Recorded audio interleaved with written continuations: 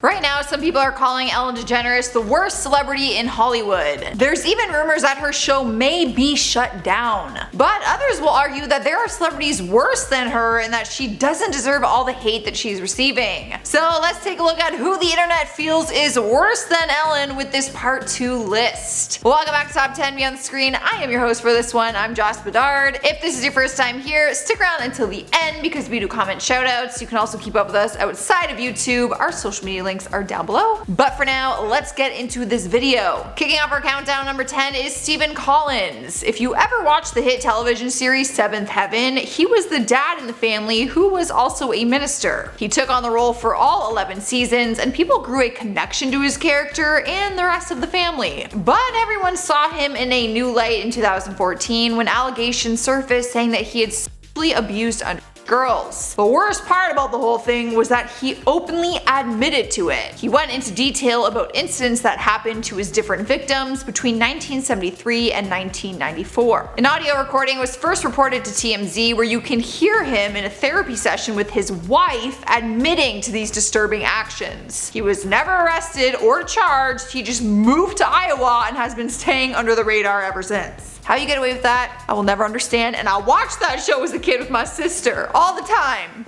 Shame. Up next, number 9 is Lil' Kim.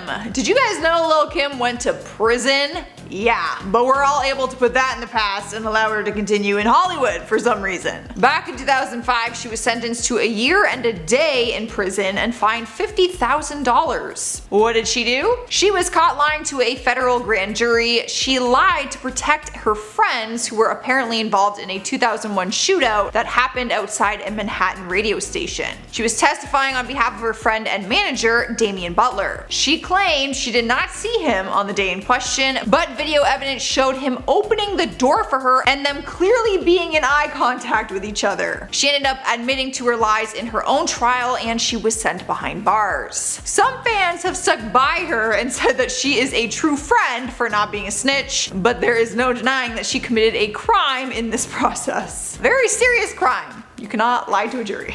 Coming in at number 8 is Sean Penn.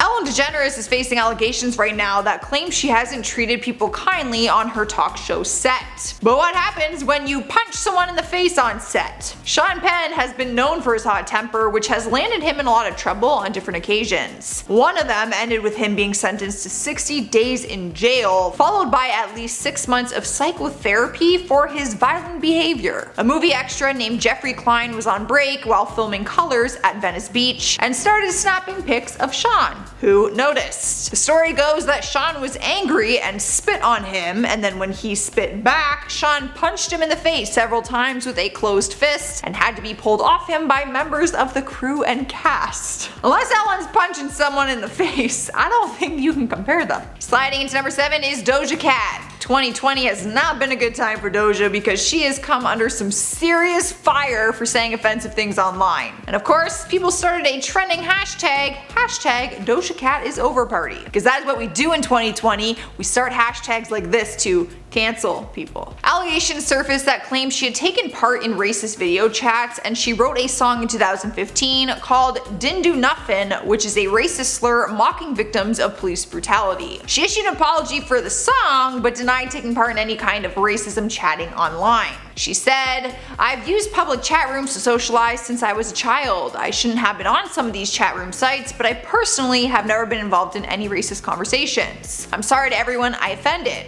However, screenshots showed that she was in fact in these conversations. She recently performed at the VMA Awards, which was actually very surprising to fans, and some people started to say that they were just desperate for performers during the COVID pandemic, so they picked her. In spot number 6 is Sebastian Stan. The actor is known worldwide for his role as Bucky Barnes in the Marvel Universe, and one thing everyone knows about the MCU is you do not want to mess with Marvel fans. They're crazy. A few months ago, he caused tons of controversy after his girlfriend posted a picture of herself and a friend wearing Japanese geisha outfits, and she captioned it in big letters, Asian Night. Some of his fans took it to Twitter and exposed her for her racist and insensitive picture, and rather than speaking up about it, he just started blocking everyone online. Fans started writing that they stood by him for years and they felt disrespected by him that he would just allow that and not speak up about it. It didn't take long for the hashtag Sebastian Sebastian Stan is over party to start trending. For the record, the girlfriend did not apologize either,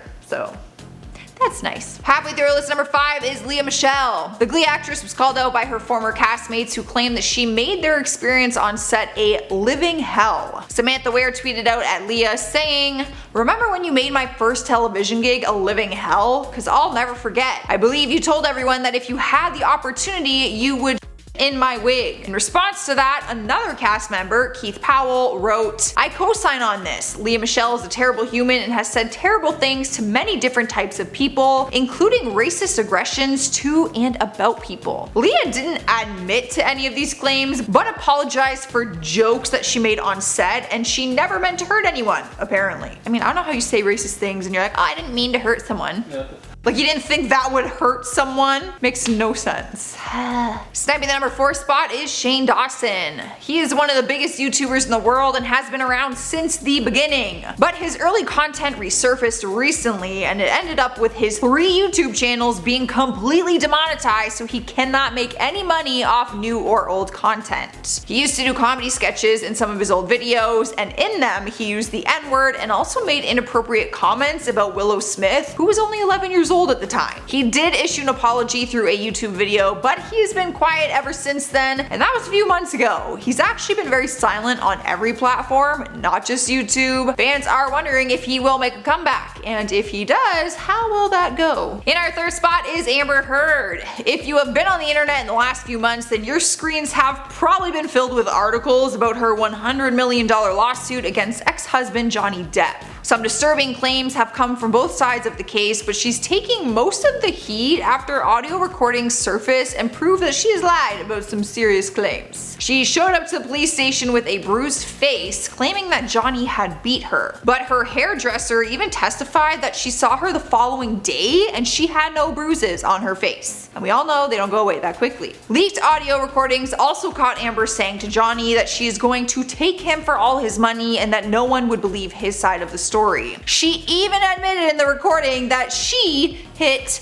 him. The whole world has turned against her and everyone is rooting for him in hopes that he will win the lawsuit and be able to get his money back and his career. Moving on to number 2, we have Christian Slater. The actor is known for many of his roles, but back in the 90s he was at the height of his career until he was put behind bars. Back in 1997 he was arrested for punching his girlfriend and a police officer while under the influence of cocaine. At the time, he said he had been taking heroin, cocaine, and had been drinking for a couple days straight with only a couple hours of sleep. He had to serve 90 days in jail, followed by 3 months in a residential drug treatment program. But even after his jail time, somehow he was able to come back to Hollywood and live out a very successful career without people ever questioning his actions. I mean, he punched his girlfriend and a police officer, but somehow that's forgivable. Pay no mind to Ellen, but let's forgive this. In spot number 1 is Jimmy Fallon. Could it be that her talk show friend and host is worse than she is? The internet might argue this point after they started to spread old footage of him in blackface. The footage was one of his Saturday Night Live sketches from 2 decades ago where he impersonated Chris Rock but in blackface makeup. People couldn't get over how that was ever okay in the first place, and why is it just being talked about now? Jimmy did take responsibility though and issued an apology saying, "In 2000, while on SNL, I made a terrible decision to do an impersonation of Chris Rock while in blackface. There's no excuse for this. I am very sorry for making this unquestionably offensive decision, and thank you all for holding me accountable." But the controversy just kind of died down and his talk show just continued on. But if this was footage of Ellen doing that, would her show just continue on? That is the big debate. Alright guys, that is our part 2 list. Let me know your feelings and thoughts down in those comments and give it a like if you enjoyed it. But for now, I'm gonna respond to some comments from celebrities who exposed each other, because that's what we do all the time these days. Brandon says, "Hey Josh, has anyone ever told you that you'd make a great Kendall Jenner doppelganger?" You know what? I get that a lot in the comments. I don't see it. I mean, I'm honored, but I don't see it. Not to mention, she's about the size of one of my legs. So I don't think I could be her doppelganger. CM Nasrella says, "Hey Josh, I just wanted to ask how you and Lucy met." We met here. I applied for this job for Beyond the Screen and she happened to be running the channel and co-hosting it. So that is how I met her. We started this channel from 0 together. And now we live together and we're friends. MW says, hey Joss, my wife says you're exposed for having beautiful hair and wants to know what kind of shampoo you use. Thank you to your wife. I switch up my shampoo all the time. Honestly, I don't have like a go-to brand, but my trick is argan oil. Use it on the bottom half of your hair. It's oily, so don't put out your roots, just the bottom half. Thank me later. Beezer says, I want a shout out from Chris. Show us that handsome face. Give Beezer a shout out, Chris. Hey Beezer. That's from Chris. He can't show his face. Nope. It's our rule. He's a mystery character. You'll never know. I'm just gonna start describing you as something that you're not. A myth. I'm gonna be like, he's like 6'9". He has 1900 piercings on his face. I'm gonna just, well, Beezer says you're handsome. Oh. Just by the voice, Beezer, you can just conclude he's handsome. I'll take Beezer up or down town. Alright guys, that is all I have for you. I'm getting out of here. I've been your host, Joss. I will see you next time.